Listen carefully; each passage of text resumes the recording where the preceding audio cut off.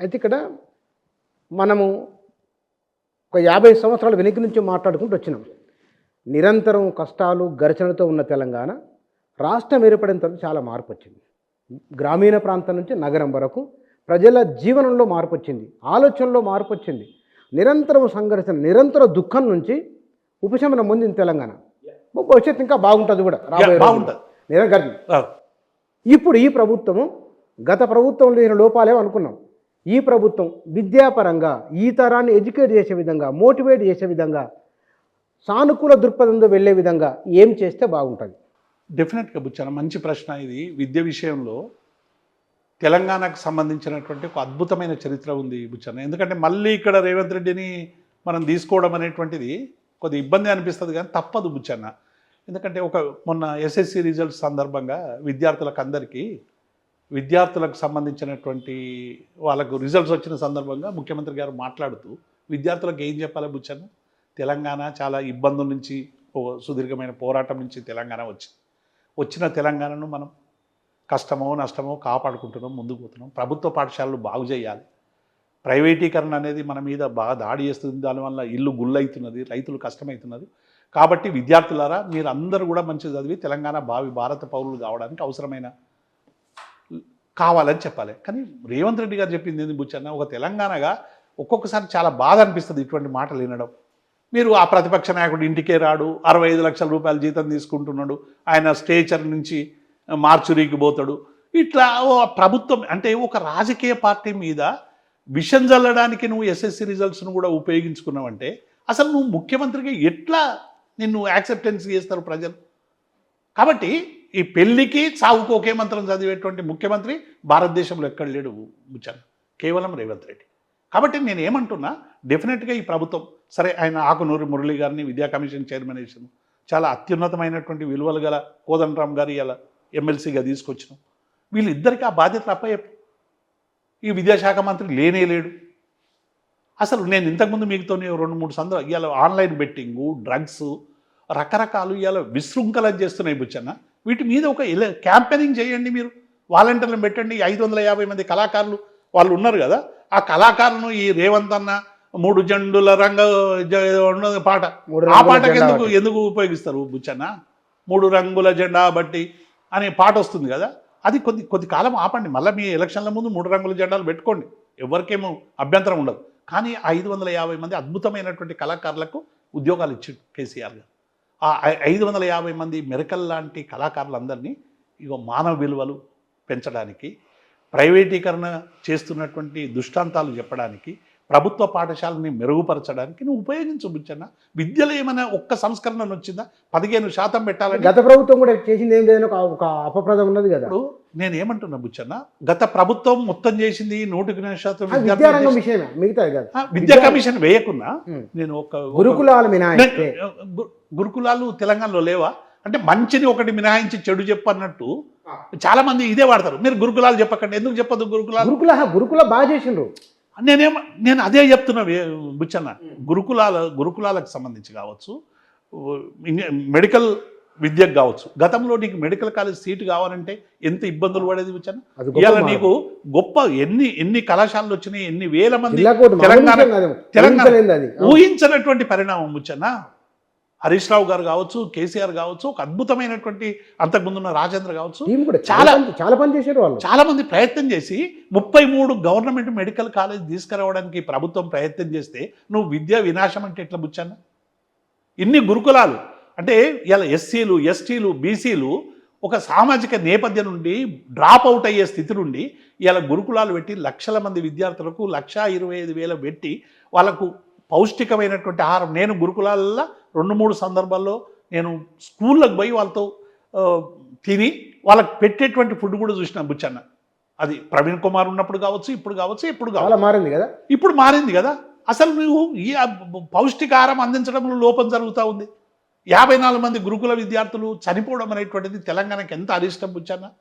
కాబట్టి కేసీఆర్ గారు చాలా గొప్పగా ఆ గురుకులాలని తీర్చిదిద్దాలని చేసి మైనార్టీలు బుచ్చన్న, మైనార్టీ రెసిడెన్షియల్ స్కూల్స్ కానీ విద్య ఎస్ఎస్సి కాగానే డ్రాప్ అవుట్ బుచ్చన్న. మైనార్టీలు ఎవ్వరు కూడా చదవరు, ఎందుకంటే వాళ్ళకు ఉండేటువంటి ట్రెడిషనల్ అవుట్లుక్లో ఊరికి పోయి చదవడము ఇదంతా కొద్దిగా ఇబ్బంది ఉంది. అటువంటిది తెలంగాణలో నీకు మైనార్టీ రెసిడెన్షియల్ కళాశాలలు స్కూళ్ళు తీసుకొచ్చి గొప్పగా తీర్చిదిద్దేటువంటి ప్రయత్నం చేశారు. కేసీఆర్ గారు ఇంకా చేయాల్సింది ఏంటి అంటే ప్రైవేటు పాఠశాలకు సంబంధించినటువంటి ఇంకా గొప్పగా వాటి తీర్చిదిద్దాల్సి అది ఒకటి పెట్టిండ్రు. అది సరిగ్గా మన ఊరు మన బడి ఏదో పెట్టి కొంత డబ్బులు తీసుకొచ్చి అవన్నీ బాగు చేసే ప్రయత్నం చేసిండు. ఇంకా చాలా ప్రయత్నం జరగాల్సి ఉండే కేసీఆర్ పీరియడ్లో కూడా విద్య మీద చాలా ఎఫర్ట్స్ పెట్టాల్సినటువంటి అవసరం ఉండే. అది నేను ఎందుకు చెప్తున్నా అంటే 10 ఏళ్లలోనే మొత్తం కేసీఆర్ చెయ్యాలి అంటే ఎట్లా చేస్తాడు బుచ్చన్న? ఆయన నీళ్లను పరిష్కరించిండు, విద్యుత్తును పరిష్కరించిండు, అనేక సామాజిక అంశాలను పరిష్కరించిండు. ఆ 10 ఏళ్ల కాలం దానికి సరిపోయింది ఆయనకు. నువ్వు 1000 ఏళ్ల కాలం అంతా తీసుకొచ్చి కేసీఆర్ పెట్టి 10 ఏళ్లలో ఏం చేయలేదంటే అది మూర్ఖత్వం తప్ప ఇంకోటి అవుతుంది కాదు కదా. ఈ 10 ఏళ్లలో కూడా రేవంత్ రెడ్డిని అంత చేయమని వాడు అడగడు. ఈ 5 ఏళ్లలో నువ్వు విద్య మీద కొంచెం దృష్టి పెట్టు, పాఠశాల మీద. ఇప్పుడు గురుకులాలు ఉన్నది, గురుకులాలు మళ్ళీ ఇప్పుడు ఇంటిగ్రేటెడ్ అని చెప్పి, అంటే కేసీఆర్ చేసింది మనం ఏదో చేయాలి, చెయ్యి బాగానే, ఇంటిగ్రేటెడ్ తీసుకొచ్చి పెట్టు. ఇంటిగ్రేటెడ్ అన్నావు కదా, మళ్ళీ ఈ గురుకులాలను కొద్దిగా అప్లిఫ్ట్ చేసేటువంటి ప్రయత్నం చేయి. కాబట్టి విద్య మీద హరగోపాల్ గారు పెద్ద మనుషులు అందరూ పోయి రేవంత్ రెడ్డిని 15% మీరు పెట్టండి, ఏది బడ్జెట్లో కేటాయింపులు చేయండి, ప్రభుత్వ పాఠశాలకి అవసరమైనటువంటి నిధులు ఇవ్వండి అని విద్యా హక్కు చట్టం గురించి పాఠాలు చెప్పొచ్చును. మా హరగోపాల్ కానీ కోదండరాం కానీ రకరకాల చాలా కాలంగా సుదీర్ఘ కాల పని. నువ్వు వాళ్ళ మాట విన్నావా? కేసీఆర్ను పడగొట్టడానికి, కేసీఆర్ను దించడానికి, కేసీఆర్ మీద బురద చల్లడానికి హరగోపాల్ గారి పౌరాకులు కావాలి, కోదండరాం గారి సామాజిక తత్వం కావాలి, ఆకునూరు మురళి గారి బ్యూరోక్రటిక్ కావాలి, ఇంకా రకరకాల సామాజిక నేపథ్యాలు కావాలి కేసీఆర్ను దించడానికి. కానీ వీళ్ళు కన్న కళల్ని నువ్వు భగ్నం చేస్తున్నావు కదా బుచ్చన్న ఇవాళ. కాబట్టి నేనేమంటున్నా, గుర్తించి ముందుకెళ్ళాలంటారు. ముందుకెళ్ళాలి. నేనేమంటున్నా, రేవంత్ రెడ్డి మీద మాకేం కక్ష లేదు, ఉంటుంది ఒక మనిషిగా. ఎందుకంటే తెలంగాణ ఉద్యమంలో మా తర్వాత తరానికి ఉండదు. రేవంత్ రెడ్డి ఒక భగత్ సింగ్ లాగా విప్లవ వీరుడు అనుకుంటారేమో. మేమెందుకంటే కరీంనగర్కు మేమందరం, మీరు నేను తెలంగాణ ఉద్యమం చేసుకుంటా ఆడేన్నో వండుకుని మనం తిరుగుతున్న క్రమంలో ఆయన ఆనాడు తన పార్టీ ఇచ్చినటువంటి ఆదేశాల మేరకు 2 కళ్ళ సిద్ధాంతం అంటే ఆయనకు ఒక కన్నును చంపుదామని తుపాకి తీసుకొని పోయినటువంటి నేపథ్యం ఉన్నాడు నాయకుడు. సహజంగానే మనకు కొంత ఓ పాజిటివ్ దృక్పథం ఉండకపోవచ్చు. అంత మాత్రాన ముఖ్యమంత్రిని గౌరవించేటువంటి వ్యక్తులం కదా బుచ్చన్న. ఎందుకంటే మన అందరికీ ముఖ్యమంత్రి. నేను మీ ఛానల్ ద్వారా నేను ఏం చెప్తున్నా, రేవంత్ రెడ్డికి ఒక అద్భుతమైన అవకాశం వచ్చింది. మీరు చాలా మంచి అసెట్ కూడా, మీకు ఫీడ్బ్యాక్ కూడా బ్రహ్మాండమైనటువంటి ఫీడ్బ్యాక్ ఉంది, మంచి మంచి నాయకులు ఉన్నారు. ఇలా వాళ్ళందరినీ పక్కకు పెడుతున్నారు. మీరు పక్కకు పెట్టి ఎవరెవరినో మళ్ళీ కొత్తగా మీ చుట్టూ గుడారంలో చేర్చుకుంటున్నారు. వాళ్ళు ఏమి ఇస్తారు బుచ్చన్నయ్య? ఇప్పుడు హరగోపాల్ అంటే ఆయనకు ముఖ్యమంత్రి కావాలని లేదు, ప్రధానమంత్రి కావాలని లేదు, చివరికి ఎమ్మెల్యే కావాలని కూడా ఆయన కోరుకోడు, వార్డు మెంబర్ కావాలని కోరుకోడు. ఆయనకి ఏముంటుందని ఆయన చెప్పిన 2 ఇవాళ హరగోపాల్ లాంటి వాళ్ళే బగ్గుమని మండేటువంటి ప్రయత్నం నువ్వు తెచ్చుకోవడంలోనే నీ పతనం స్టార్ట్ అవుతుంది బుచ్చ. ఇది నేను చెప్పదలుచుకో. కానీ ఇక్కడ సరిదిద్దుకుంటే ముందుకెళ్తారు ఆయన. ఉత్తరము రాసే కాలం నుంచి మన స్మార్ట్ ఫోన్ వరకు వచ్చినాం. ఉత్తరాన్ని తలుచుకున్నప్పుడు అరే అని ఒక భావోద్వేగం వస్తుంది. కానీ ఇవాళ పిల్లలకు ఉత్తరం గురించి మాట్లాడితే ఎందుకు అది అవసరమా అని అంటారు. వీళ్ళకి అది కనెక్టివిటీ ఉండదు. ఒక సంక్షోభం నుంచి, ఒక ఉద్యమ కాలాల నుంచి, ఒక వేదన నుంచి ఎదిగి వచ్చిన తరము గతాన్ని తలుసుకొని ఎక్కువ బాధపడుతున్నట్లు, పార్టీ ఏదైనా కావచ్చు, బాధపడుతున్నట్టు నాకు మీలాంటి అనుభవాల ద్వారా నాకు అర్థమవుతున్నది. మార్పు అనివార్యమని, వచ్చే ప్రతి మార్పులో సమాజ పురోగమనం ఉంటుందని భావించేవారు కొందరు. కేవలం ఈ సంఘర్షణను, ఈ ఆవేదనను, రాబోతున్న మార్పును తట్టుకోలేకనా, లేదా ఇట్లా కాదు ఉండవలసింది ఇట్లా అని ఆవేదనతోనా, ఎట్లని? అంటే మనకు తట్టుకోలేక ఏముంటుంది బుచ్చన్న? ఇప్పుడు సమాజం అంతా బాగుపడి అందరికీ న్యాయం దక్కితే అందరికంటే ఎక్కువ సంతోషించటం ఎవరు బుచ్చన్న? మనమేం ప్రధానమంత్రులు అయ్యేది లేదు, మనం ముఖ్యమంత్రులు అయ్యేది లేదు. ఒక సామాన్య పౌరులుగా ఉన్నాం. ఏదో తెలంగాణ ఉద్యమం, ప్రజలు మనల్ని ఏదో సమాజం గుర్తించేటువంటి ప్రయత్నం చేసి, ఇది మన గొప్పతనం ఏం కాదు. ఇది సమాజం మనకి ఇచ్చిన బాధ్యత.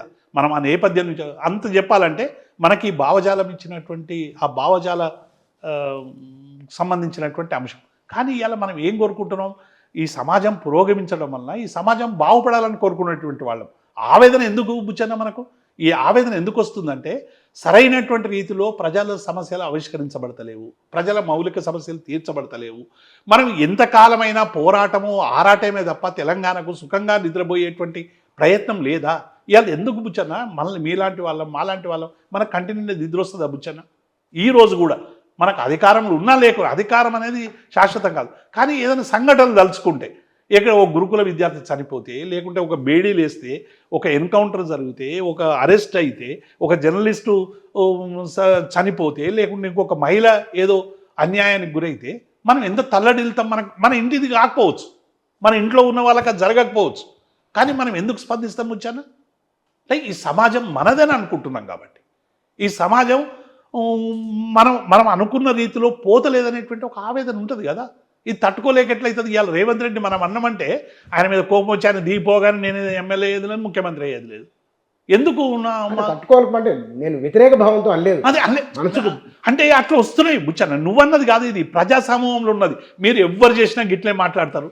కేసీఆర్ మీద అట్లే మాట్లాడారు, ఇవాళ రేవంత్ రెడ్డి మీద అట్లే మాట్లాడతారు, ఇంకొక ఆయన మీద అట్లే మాట్లాడతారు అనే ఓ సమాజంలో కొంతమంది పట్ల లోకం పోకడ. కానీ అది కరెక్ట్ కాదు బుచ్చన్న. కేసీఆర్లో ఉన్నప్పుడు కూడా కేసీఆర్ ఏదైనా మంచి చేయకుంటే అడిగితే డెఫినెట్గా స్వాగతించాలి, దాన్ని వ్యతిరేకించడం ఎందుకు? ఇవాళ రేవంత్ రెడ్డి ఉన్నాడు, ఇవాళ ఉద్యోగుల పట్ల ఇట్లా వ్యవహరిస్తున్నాడు, ఇంకొక వర్గం పట్ల ఇట్లా వ్యవహరిస్తున్నాడు. డెఫినెట్గా స్పందించడం అనేది తెలంగాణ మట్టికి ఉన్నటువంటి ఒక పెద్ద గుణం బుచ్చన్న. ఇది తెలంగాణ మట్టిలో ఇలా గంగా జమున తహజీబ్ ఉంది, తెలంగాణ మట్టిలో సమానత్వం ఉంది, తెలంగాణ మట్టిలో అగ్రకుల అహంకారాన్ని వ్యతిరేకించేటువంటి ఒక గొప్ప శక్తి ఉంది, తెలంగాణ మట్టిలో ప్రేమ ఉంది బుచ్చన్న, తెలంగాణ మట్టిలో ఆప్యాయత ఉంది, తెలంగాణ మట్టిలో వీరత్వం ఉంది, తెలంగాణ మట్టిలో తిరగబడే తత్వం ఉంది, తెలంగాణ మట్టిలో తెగింపు ఉంది, తెలంగాణ మట్టిలో ఆవేదన ఉంది, తెలంగాణ మట్టిలో అనేక భావజాలాలు ఉన్నాయి. మీరు తెలంగాణ మట్టిని సరిగ్గా అర్థం చేసుకోకుంటే పరిపాలన చేయలేరు బుచ్చన్న. తెలంగాణ మట్టిని సరైన రీతిలో అర్థం చేసుకున్నాడు కాబట్టి కేసీఆర్ ఆ మేరకైనా ఇవాళ తెలంగాణకు ప్రయోజనకారి అయింది. రేవంత్ రెడ్డిని మేము అడుగుతున్నాం, ఇవాళ మీరు విద్యార్థులకు అది ఇది చెప్పకండి, తెలంగాణ మట్టి గురించి చెప్పండి, నిర్ణయించుకునేది ప్రజలు.